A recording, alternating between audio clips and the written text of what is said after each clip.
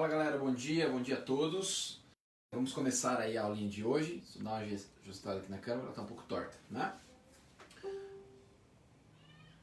Bom, seguinte, aula passada a gente estava falando de radioatividade.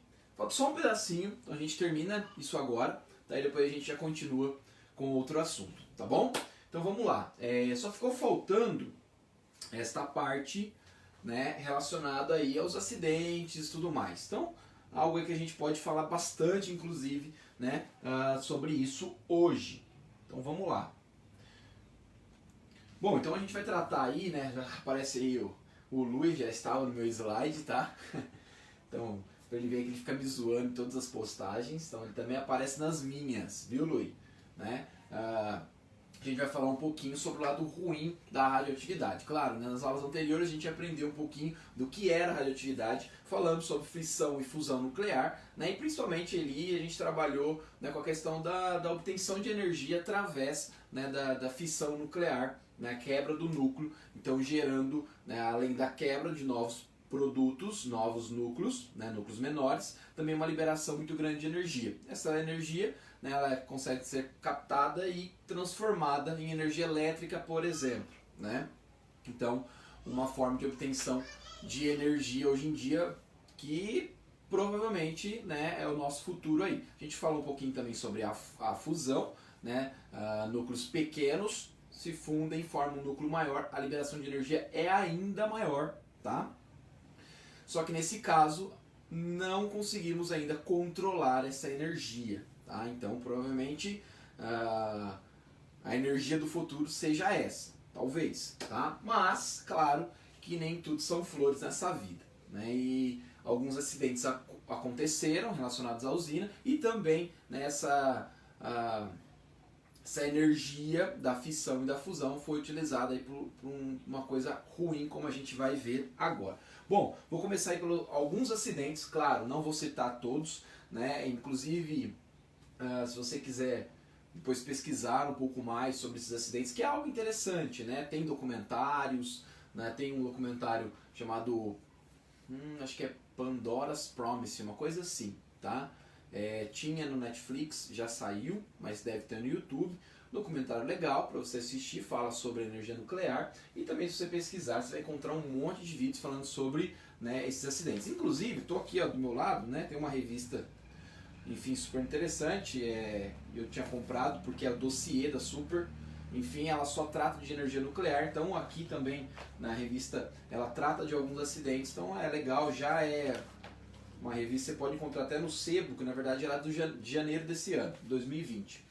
Tá? Então você pode encontrar até no sebo, ou de repente na internet aí você acha. Bom, mas vamos aqui. Né, esse acidente aqui ocorreu em 1979, tá? É Three Mile Island, é na região da Pensilvânia, nos Estados Unidos. O que aconteceu, tá, pessoal? Teve um aquecimento, eu sei que está pequenininho aqui, mas eu vou comentando com vocês, para vocês terem uma ideia, depois eu mostro algumas imagens, tá? Então o que aconteceu? Teve aí um aquecimento, tá, dos aparelhos, e aí consequentemente, né, a água ficou contaminada, e essa água contaminada acabou vazando para o rio, né? Além da água, né, alguns gases também foram liberados pela atmosfera, que contaminou então a água do rio, né, um pouco o ar atmosférico, e a cidade ao redor ali daquela usina acabou sendo contaminada. Isso gerou bastante protestos na época e tudo mais. Inclusive, né, se eu não me engano, a partir desse acidente nos Estados Unidos começou aí um movimento muito grande de protestos contra a instalação de usinas nucleares.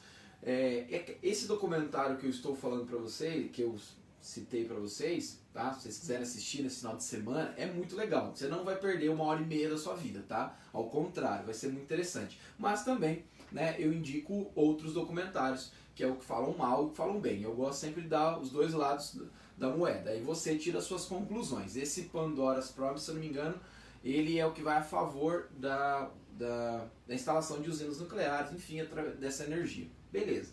Mas ele começa falando alguns acidentes ali. Mas tem até uma brincadeira nesse documentário, se você for assistir, que na multidão, o pessoal fazendo protesto, passa um rapaz com um cacho de banana e começa a entregar a banana pro pessoal, né? Se alimente, enfim. E a banana a gente sabe que é cheia de potássio, e lá no potássio a gente, Um desses potássios, claro, pode ser o isótopo radioativo, né? Então ele faz só uma brincadeira com o pessoal que não sabe muito bem, ou seja, ele está sendo irônico, querendo dizer, olha, você não sabe, né, do que é radioatividade de certo, né? Ele está defendendo que ela bem controlada só gera benefícios, enfim, tá? Aí você tira suas conclusões com isso. Aqui está a imagem, né, da usina, então reparem que ao redor temos um rio mesmo, né? Então, por esse aquecimento de alguns reatores, né, acabou saindo alguns gases tóxicos e também a água contaminada, né, através aí do urânio. E aí acabou vazando um pouco para esse rio, contaminando um pouco a cidade. E na sequência, a gente tem o acidente mais famoso de todos, né, o acidente de Chernobyl. No caso, em relação a escalas de acidentes, né, inclusive aqui, deixa eu só abrir na revista, né, a gente tem os níveis. Então tem nível 0 até nível 7. Tá? Nível 7 é o caso de Chernobyl aí. Temos outros exemplos também, deixa eu dar uma olhada aqui, ó. De Fukushima, que a gente vai falar também, foi, né, dado um valor aí, né, um nível 7 em relação ao acidente, acidente muito feio. O de Goiânia, se eu não me engano, deixa eu dar uma olhada, nível 5, tá? Depois eu cito um pouquinho sobre esses níveis aí, como é que é classificado rapidamente. Bom, como é que ocorreu isso daí? Para quem não assistiu ainda o seriado Chernobyl, tá perdendo, corre lá assistir, tá bom? Muito legal. Claro que nem tudo é verdade, né? Os caras também dão uma floreada lá, né? Porque é um seriado, você precisa chamar a atenção do público, enfim. Mas a maior parte é verídica, né? Baseado em fatos verídicos. Então, o que aconteceu? Né? Então tá aí a data, 26 de abril de 1986. O pessoal foi fazer um teste, tá? Então, no próprio seriado, você verifica isso aí nos 5 episódios, tá? Eles vão fazer um teste e esse teste, na verdade, não sai como esperado. Ocorrem alguns problemas, tá? E o reator, ele acaba entrando lá acaba queimando, né? Entra em combustão o grafite. Então lembra que na aula anterior a gente falou como é que eu vou desacelerar os nêutrons? Porque o nêutron é jogado, se choca com as pastilhas de urânio, acerta um urânio físsil, que é o urânio de massa 235, que ele quebra, libera muita energia. Beleza, certo? Como é que eu faço para desacelerar? Porque isso gera uma reação em cadeia, né? Então quanto mais urânio quebrando, mais nêutrons sendo jogados, obviamente mais urânios vai ser quebrado na sequência. Então para você desacelerar isso aí, você utiliza a própria água que está ali no reator, né, que também é um meio para desacelerar esses nêutrons, mas também desce, né, ali grafite, tá? Varetas de grafite. O que aconteceu? Nesse teste, né, claro que é tudo muito complexo, esse grafite acaba entrando em combustão, né, devido a algum superaquecimento do reator, tá? Então o pessoal tentou fazer alguns ajustes, deu um problema, e aí esse reator acabou explodindo. Então a explosão aconteceu na madrugada, são vários erros sucessivos, né? O teste era para ser feito de dia com uma equipe especializada, acabou que não deu certo, e aí o cara quis fazer à noite, com uma equipe que nem sabia direito o que era para fazer, tá? Então, né, claro, no seriado lá até mostra isso, o cara tentou fazer da forma, né, com que o chefe lá mandou, mas ele verificou alguns problemas, o chefe mandou seguir e aí gerou a explosão e tudo mais, tá? Nessa explosão,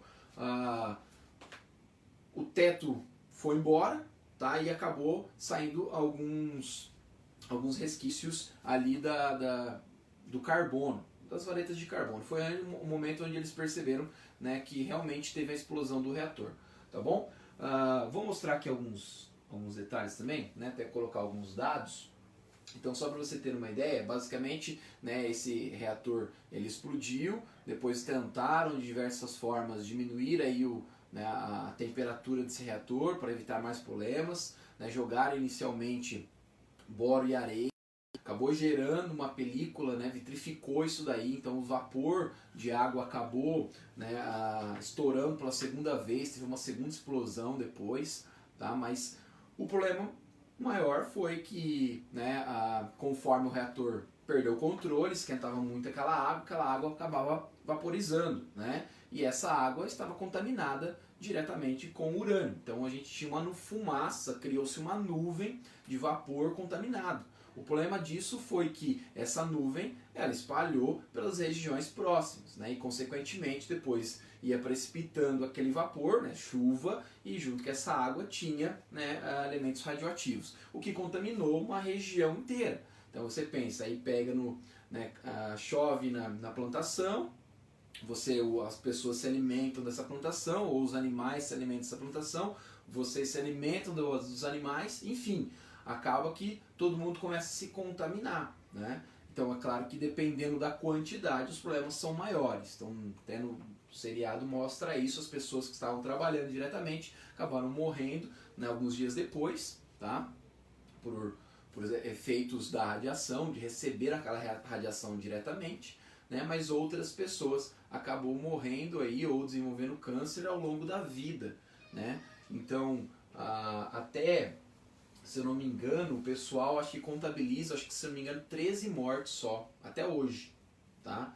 Mas aí, né, outros sites, tudo mais, peguei aqui, né, um dado aí do Greenpeace. Então, ó, ele diz que, de acordo com o Greenpeace, né, o acidente acabou provocando a morte por câncer de 93 mil pessoas em todo o mundo, tá? Chernobyl foi o único que atingiu, né, a escala 7, não foi o único, temos também de Fukushima, que a gente já vê na sequência, tá? Depois do acidente nuclear, a floresta da região deixou de ser verde, se tornou avermelhada. Então, só algumas curiosidades aqui que eu vou mostrar a imagem para vocês daqui a pouco.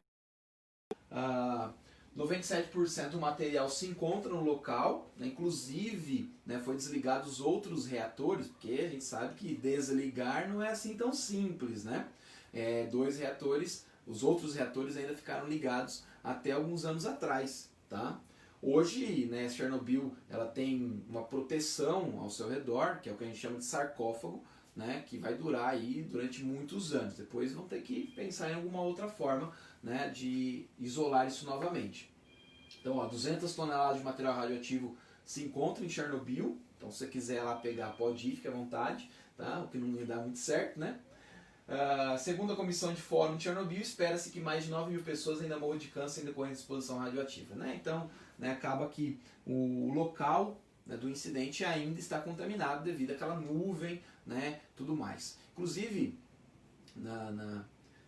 eu indico para que vocês assistam, se vocês acham isso aqui interessante, assistam lá pelo menos os primeiros episódios. O primeiro você vai gostar, você vai acabar assistindo os outros 4. São um total de 5. E lá mostra alguns detalhes, por exemplo, no dia do acidente, o vapor, o pessoal tentando jogar, né, areia e bora em cima, não conseguia chegar próximo, né, o helicóptero não conseguia chegar próximo. Por quê? Porque a emissão de radiação era muito grande. Consequentemente, né, o helicóptero parava de funcionar, né, então acabava gerando problemas muito sérios. Então o pessoal não consegue observar isso aí. O que teve que depois, eles tentaram utilizar para tirar, né, o material que acabou explodindo, acabou ficando algumas partes no teto, né, eles tentaram tirar daquilo, né, para que chegasse próximo de tampar o buraco no teto e isolar ali o reator.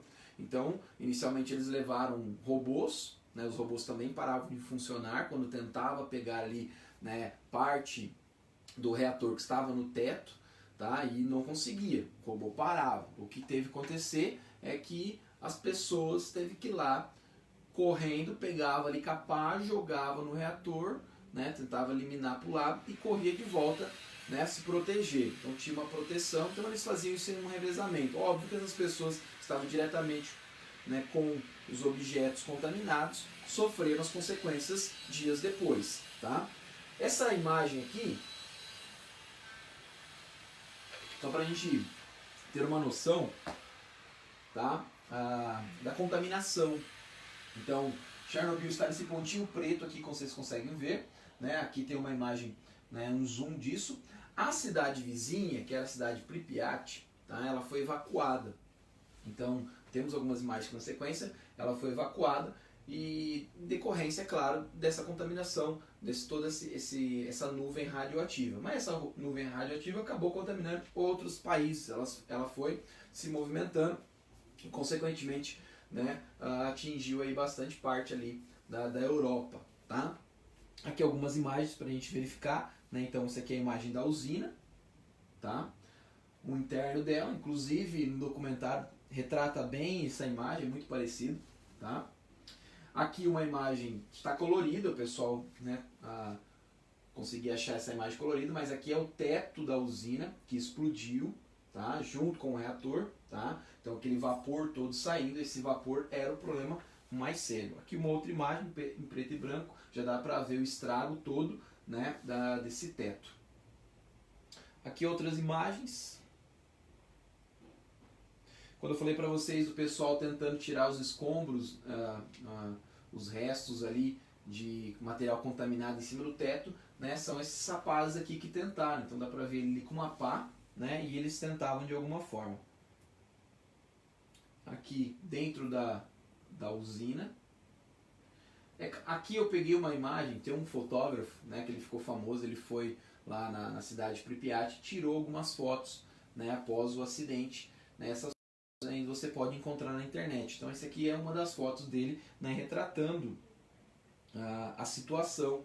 Né, o pessoal realmente deixou a cidade de uma hora para outra, foi evacuado e as coisas ficaram do jeito que estavam. Então, né, ele fez aí, né, algumas fotos do local. Hoje o local da cidade vizinha é totalmente abandonado, né, então, inclusive, esta imagem aqui, para quem já jogou, né, Call of Duty Modern Warfare 1, tá, vai lembrar dessa imagem aqui. Né? Essa imagem aqui é o parquinho de diversão. Né? Você, quando joga o Call of Duty, tem uma fase na qual você joga nesta área aqui. Tá? Mas só para... Enfim. Aqui é a imagem do sarcófago. Né? Hoje, né, a usina de Chernobyl está dessa forma, então ela está totalmente protegida. Tá bom? E vamos continuar aí. Tá? Então a dica é para vocês assistirem aí Chernobyl, é da HBO. Pode procurar no YouTube, tem. Ou simplesmente procura lá para baixar, tá bom? Bom, vamos falar aqui do acidente de Goiânia. Né? Esse aqui é o pior do Brasil, nível 5. Né? Esse aqui, já ouviu falar, se não ouviu, tem que saber isso aqui, tá? Então aconteceu em 13 de setembro de 1987.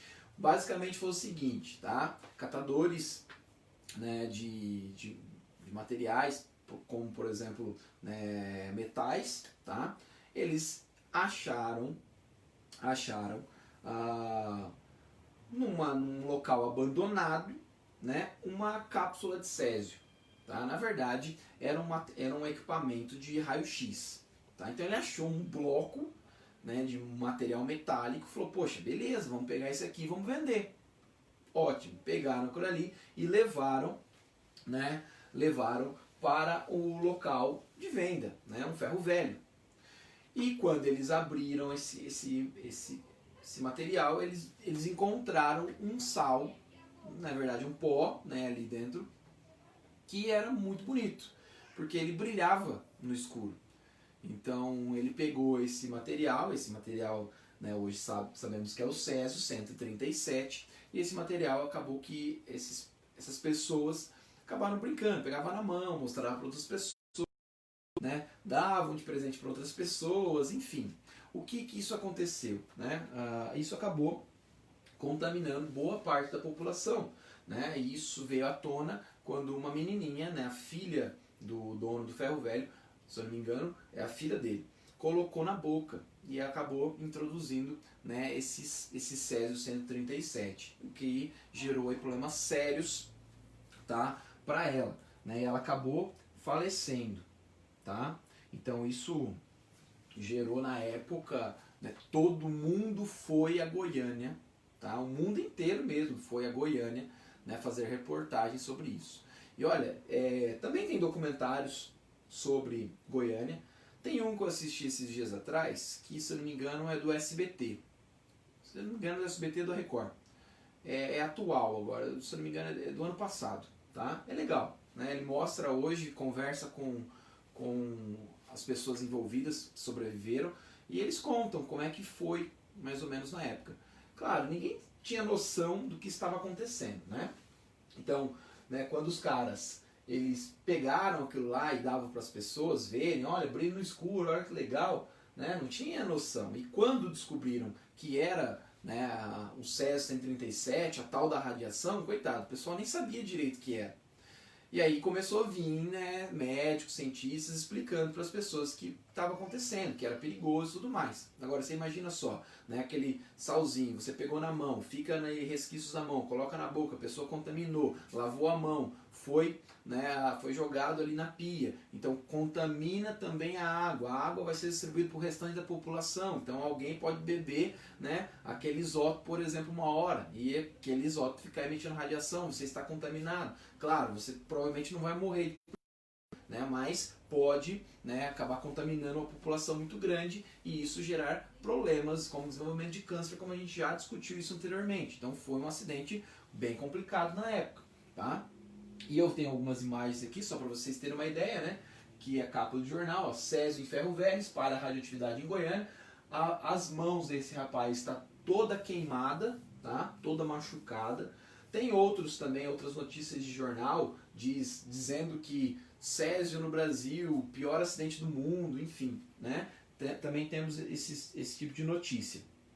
Esse aqui é o ferro velho, tá? A imagem do ferro velho, onde foi aberta a cápsula, tá? Hoje não está dessa forma. Aí o que aconteceu? O pessoal foi lá, pegou tudo que tinha nesse ferro velho, né? Todos os lugares onde passou esse césio proveniente dessa cápsula, né? Colocou tudo em barris e depois esses barris foram levados para uma região um pouco mais distante e foi enterrado, tá? Então foi pegar todos esses materiais, tanto roupa, qualquer coisa que tivesse contato ou possivelmente contato com esse material radioativo foi isolado em barris, tá? Né, eles foram enterrados, então dá para ter uma noção mais ou menos aqui, né? Criou-se aí, né, um chão de concreto, tá? Para que, né, também, né, esse material no futuro não possa contaminar o lençol freático. Então, concreto é colocado esses barris e depois é colocado aí, né, brita, areia, terra e grama. Tá? Então a gente tem uma camada protegendo isso daí, tá bom? Só para vocês terem uma noção. A imagem real é essa aí, ó. Então foi enterrado, né, e fica isolado isso daí da população, tá bom? Aqui uma imagem de um rapaz, onde ele teve contato direto com o césio, então pode ver que a mão dele, né, machucou bastante, então ele não tem um dos dedos, por exemplo, da mão esquerda, e a mão dele ficou bem destruída.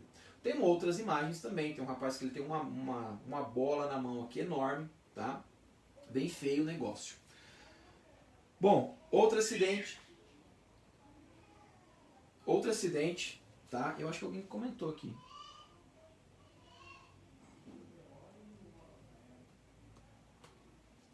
Esse acidente é de 2011, tá? Ele é mais recente, provavelmente alguns de vocês devem lembrar disso aqui, né? Foi um tsunami que ocorreu, tá?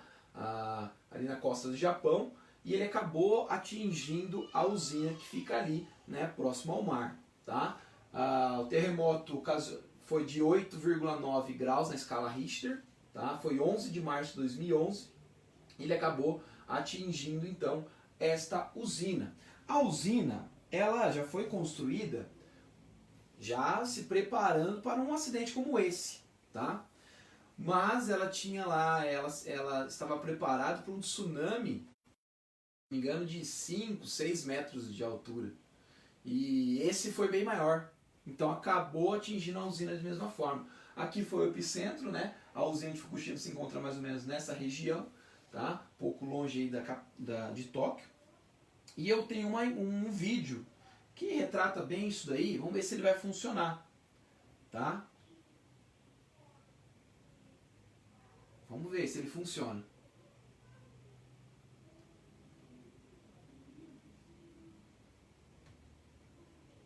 Eu acho que não funciona, tá? Mas a gente faz o seguinte.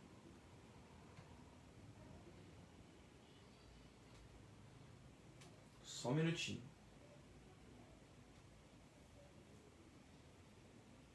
Eu tenho aqui no YouTube, vou mostrar aqui para vocês. Eu não sei por que não apareceu.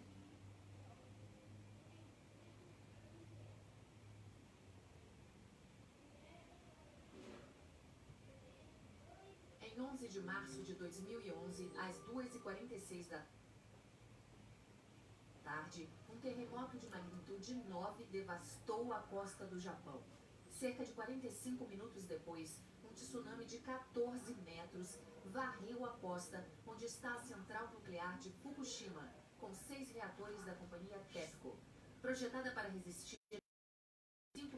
Bom, o volume é 1 minuto e meio, tá? De 2011, às 2h46 da tarde, um terremoto de magnitude 9 devastou a costa do Japão. Cerca de 45 minutos depois, um tsunami de 14 metros varreu a costa onde está a central nuclear de Fukushima, com 6 reatores da companhia TEPCO. Projetada para resistir a um tsunami de 5,7 metros, a central foi destruída. No momento do tremor, os 3 reatores em serviço desligaram automaticamente, como esperado. Mas após a passagem do tsunami, a energia elétrica foi cortada e o nível da água de resfriamento baixou rapidamente. O combustível do reator 1 aqueceu e começou a derreter. O mesmo aconteceu nos reatores 2 e 3 nos dias seguintes. Durante a noite, o derretimento rápido provocou um vazamento de gás radioativo da contenção do reator. O aumento da pressão levou a uma explosão de hidrogênio em 12 de março na contenção do reator 1. 2 dias depois, uma segunda explosão destruiu a contenção do reator 3. Uma enorme quantidade de resíduo radioativo foi jogada na atmosfera com as 2 explosões. A piscina de armazenamento de combustível do reator 4 pegou fogo e explodiu em 15 de março. Apesar da intervenção militar, a empresa só conseguiu controlar a situação semanas depois. Nos meses seguintes, grande quantidade de água foi bombeada para resfriar o combustível nuclear superaquecido. Classificado como nível 7, o mais alto tipo de evento nuclear internacional, Fukushima é o pior acidente nuclear desde o desastre de Chernobyl em 1986.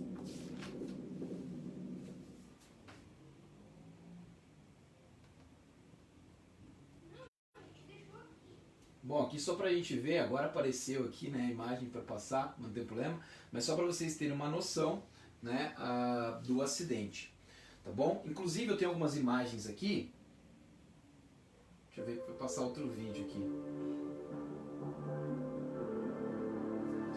Opa!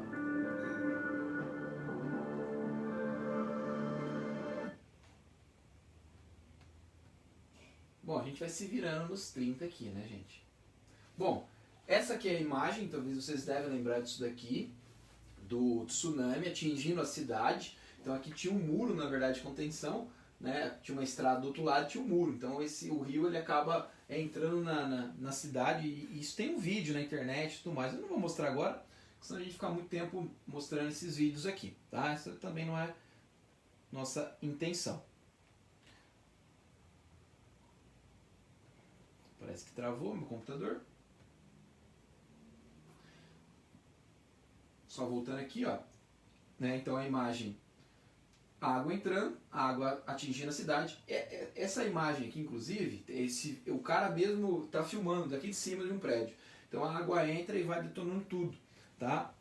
Essa aqui é a imagem da usina, né? Quando um dos seus reatores acaba explodindo e ocasionalmente vaza o material radioativo. Isso aqui é após, né, o incidente do tsunami na cidade, só para vocês terem uma ideia, né, que o tsunami acabou arrasando um pouco a cidade e consequentemente atingiu a usina, o que ocasionou um problema ainda mais sério, né, porque vazou material radioativo, né. Então talvez vocês devem lembrar, né, que na época o pessoal, né, tentou de diversas formas, né, isolar uma região do oceano para que o material não fosse, né, conseguisse ir até do outro lado do continente, enfim, né, eles tentaram de diversas formas. Aqui é só uma imagem para vocês terem uma ideia, né, do estrago que o tsunami fez na cidade.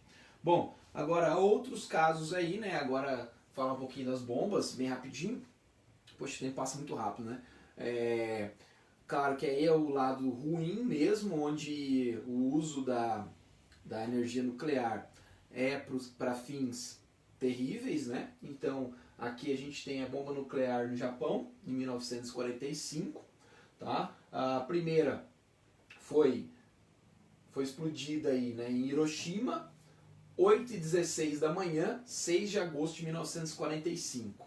Foi utilizado 60 kg de urânio 235, que é urânio físsil, tá? E por essa explosão gerou aí, né, 242.437 mortes, tá? Em decorrência da bomba. E em 9 de agosto, 3 dias depois, de 1945, às 11h02 da manhã, a explosão da segunda bomba em Nagasaki. Essa agora foi de 6,4 kg de plutônio 239 e 40 mil pessoas morreram instantaneamente e 80 mil pessoas morreram no total, né, porque a gente sabe que a região acaba ficando contaminada também, as pessoas, né, que receberam aquela radiação, né, podem, né, morrer nos outros dias, nos próximos dias. Né? Então isso aqui é algo terrível, né? Provavelmente vocês estudaram isso aqui já em história, sabem, né, quão ruim foi isso daqui. Né? Aqui é a imagem da bomba nuclear, só para vocês terem uma ideia, então não é algo assim também gigantesco. Tá? O pessoal, né, que levou a bomba, então tá aí o avião Enola Gay, pessoal da tripulação, e o outro, né, chamado Boxcar. Tá aí os dois aviões, é a tripulação que levou as bombas, né, e explodiram nesses lugares. Lembrando que a bomba, né, ela explode um pouquinho antes de chegar na Terra, tá? Então acaba gerando aí uma destruição ainda mais intensa, tá, sobre a superfície da região. Aqui algumas imagens, né, para a gente ver o local de destruição. Então, mostrando para vocês. Reparem que quase nada ficou de pé. Então, a explosão é realmente gigantesca. Né? Então, olha só, aqui é uma imagem um pouco mais aberta para vocês terem uma ideia que acabou praticamente com a cidade inteira. Essa imagem aqui é um pouco mais assustadora. Né? A gente vê uma imagem bem aberta aqui em cima da região destruída. E agora, né, uma imagem, né, hoje, a região hoje em dia. Então, totalmente já, né, renovada, vamos dizer assim, tá? E em cima a região toda devastada, tá bom? Pessoal, claro que após isso daí a gente sabe que começou aí a época da Guerra Fria e tudo mais, né? Então o pessoal começou a desenvolver cada vez mais bombas, né? Então esse desenvolvimento de bombas e até também da fissão nuclear gerou bombas cada vez mais potentes, e aí aparece a fusão nuclear, que a gente comentou sobre isso, que é uma geração de energia muito grande, e a fusão nuclear também gerou uma nova bomba. Bomba essa que ficou apelidada de bomba H, tá? Ou bomba de hidrogênio. O nome dela era Castle Bravo. Tá? Essa foi o primeiro teste que ocorreu, né, com a bomba de hidrogênio. Então, os Estados Unidos aí, ele detonou ela em 1 de março de 1954, na região chamada Atol de Bikini, que eu até comentei com vocês nas aulas anteriores, né, que o rapaz que foi, né, desenvolveu o modelito Bikini, né, ele deu o nome, modelo de praia, né, deu o nome de Bikini devido à propaganda que estava correndo na época, né, no teste dessa bomba, tá bom? Só para vocês terem uma ideia, né? A reação nuclear gerou aí 15 megatons, o que dá em torno de 15 milhões de toneladas de TNT, trinitrotolueno, né? Um explosivo, né, onde é muito utilizado na indústria de mineração para explodir alguma área, alguma coisa, para facilitar ali a obtenção do minério. Né? Então é um explosivo comum, tá? E muito utilizado hoje em dia. E essa bomba H tem um poder aí equivalente a 15 milhões desse TNT. É absurdo. Tá? Para vocês terem uma ideia, ó, a nuvem de cogumelo teve 40 km de altura. 40 km de altura e 100 km de diâmetro. Poxa, 100 km de diâmetro, né? Então é muito grande. É como se, né, o epicentro fosse entre a cidade de Maringá e de Londrina. Dá mais ou menos em torno de 100 km de distância, né, daqui para Londrina. Então, né, como se o epicentro, a bomba, explodisse no meio, né, dessas duas regiões. A gente poderia, a fumaça, né, poderia chegar aqui, né, na nossa região, assim como chegaria em Londrina.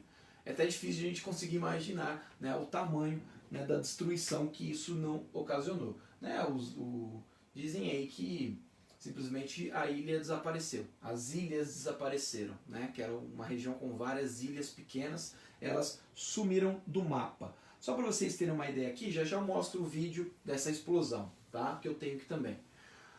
A bomba, basicamente, ela funciona da seguinte forma. Vocês estão vendo aqui, né, uma parte um pouco mais cinza seria o explosivo nuclear, né, por exemplo, urânio, plutônio, enfim, que foram os mais utilizados. E a gente vai ter aí uma outra bomba, né, uma pequena bomba que seria, né, um explosivo aí um pouco mais comum. Para que serve esse explosivo? Né? Esse explosivo aí comum, ele só vai fazer com que esses materiais radioativos acabam se concentrando numa pequena região. Então, ó, explode aqui nas extremidades, esse material radioativo vai todo de encontro ao centro dessa bomba e, consequentemente, você tem fontes de nêutrons. Então, o que acontece? Esses nêutrons são gerados e jogados de uma vez só. Então, lembra lá daquela imagem, o nêutron se choca com o material radioativo, no caso físsil, urânio, quebra em materiais menores, em núcleos menores, e libera ainda mais 3 nêutrons e uma quantidade de energia absurda. Então reparem que aqui, como você tem praticamente mais de 90% do material é de urânio físsil, você vai acabar quebrando praticamente todos os urânios, vamos dizer assim, num curto intervalo de tempo. Então a energia liberada num curto intervalo de tempo é absurda, o que sai destruindo tudo. Qual que é a diferença da usina nuclear? Essa energia é liberada aos poucos, tá? Então é mais controlado. Então, a usina nuclear vai explodir igual uma bomba atômica? Não, não vai. O que pode acontecer é igual aos acidentes que a gente viu, né? Hoje em dia, provavelmente, dificilmente vai acontecer como aconteceu, né, em Chernobyl, por exemplo, né? Porque os caras já desenvolveram métodos de segurança, né, avançados. Então, com esses problemas, é claro, a gente vai evoluindo. Tudo bem? Mas aqui você tem uma liberação de energia muito grande. Eu vou mostrar uma imagem, só para vocês terem uma ideia, né, da dimensão do poder dessas bombas. Aqui a gente tem a tal de Tsar Bomb, que foi um teste que a União Soviética fez no norte do seu país, atingiu um valor de 50 megatons. Tá muito pequenininho, mas é 50 megatons. Foi a bomba com maior poder destrutivo testado até hoje. Tá?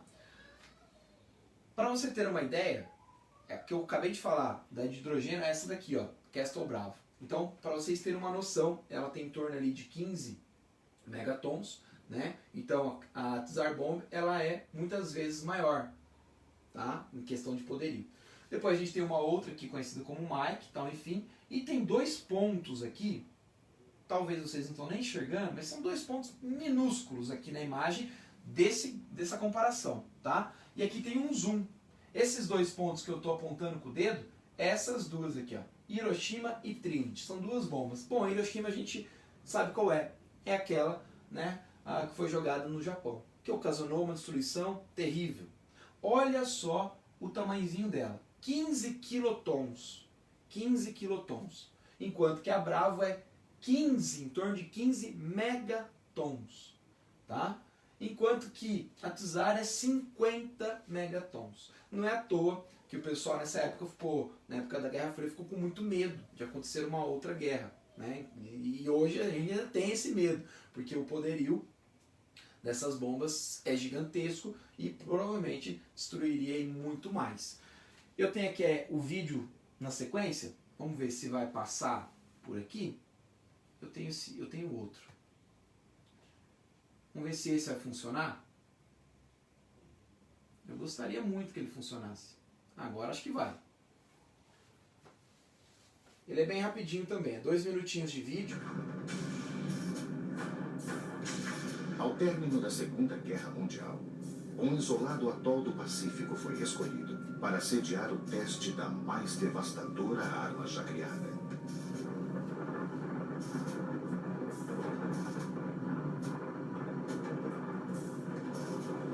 A polêmica mundial gerada pelas 2 primeiras bombas atômicas detonadas em Bikini, nos meses de junho e julho de 1900.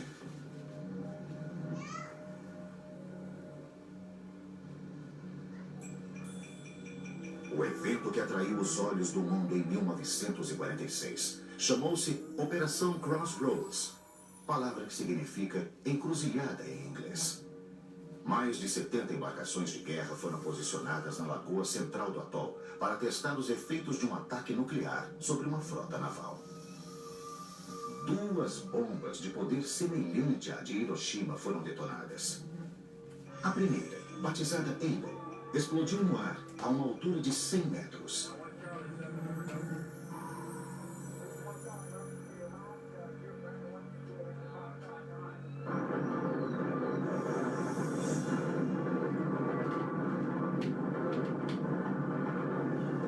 A segunda, Baker, foi presa por cabos a uma profundidade de 27 metros, gerando uma coluna d'água de 2.400 metros de altura.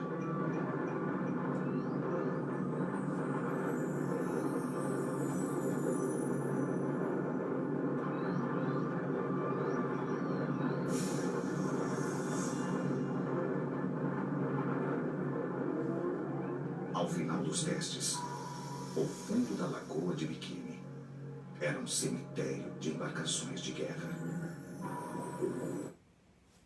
Bom, isso só pra gente ter uma noção, tá? Da destruição, tá? Foi um vídeo curto, claro, esse aqui é um documentário que fala só sobre isso, né? Depois vocês podem, né, se quiserem assistir, mas, né, é assustador o poder de destruição que essas bombas hoje têm. Tem um vídeo, né, que dizem que é do teste da Tsar Bomb, que é lá da União Soviética, mas não se sabe ao certo se é verdadeiro ou não. Tá? Então por isso que eu não coloquei ele, mas se você for no YouTube ou assistir algum documentário, né, você vai conseguir ver isso daí, tá bom? Mas só para a gente ter uma noção da destruição, por isso, né, o medo, né, de alguns países entrarem em guerra hoje em dia. Tá? Outras coisas também, né, sobre a radiação. Então, a própria radiação ela pode ocasionar aí problemas biológicos ao longo dos anos, né? Então, só para vocês terem uma ideia, né? Aqui tem uma representação da molécula de água recebendo esta radiação pode ocasionar então aí a formação, né, de próton e radical hidróxido, o que vai gerar aí, né, uma destruição dessa molécula de água. Então a gente acaba destruindo alguns tecidos vivos, tá, ao longo dos anos. Tá bom? Então, por isso que a gente tem que se preocupar bastante em ficar no sol, porque a radiação, né, do sol proveniente durante muitos anos, isso pode gerar aí problemas de pele, provavelmente. Tá? Além disso aí, a aplicação da radioatividade também pode acontecer na medicina, na agricultura, em datação. Tá? Então existem outros métodos na qual a gente pode utilizar esta radiação. Então aqueles sisteminhas também, né, de detecção de fumaça, nada mais é através de uma radiação. Na medicina, não precisa nem falar, né? A gente vai lá fazer alguns testes, alguns exames, tem que às vezes tomar um medicamento que é um radioisótopo e ele vai ser marcador. Então esse radioisótopo, essa substância radioativa, ela duraria algumas horas no seu corpo, tá? Você vai tomar uma quantidade pequeniníssima, então não vai te matar, não vai te causar um problema nada sério, e ele vai marcar, né, de repente aquele tecido que está com câncer ou algum outro problema, enfim, e aí você consegue fazer o exame, tá? Então é uma das formas de a gente identificar isso daí. E é claro, por datação, né, um exemplo clássico é do carbono 14, que a gente consegue descobrir aí o tempo de um fóssil, por exemplo. Lembrando que o tempo de meia-vida do carbono 14 é em torno de 5.000, tá? Aqui está com 5.600 anos, né, mas varia entre 5.300, né, 5.400 anos. Tudo bem, galera? Bom, a gente termina por aqui, né, eu sei que já deu horário, tá? Agradecer a presença de vocês. A aula que vem a gente já começa falando sobre outra coisa, e qualquer dúvida é só mandar mensagem. Grande abraço, galera, e boa semana a vocês. Falou!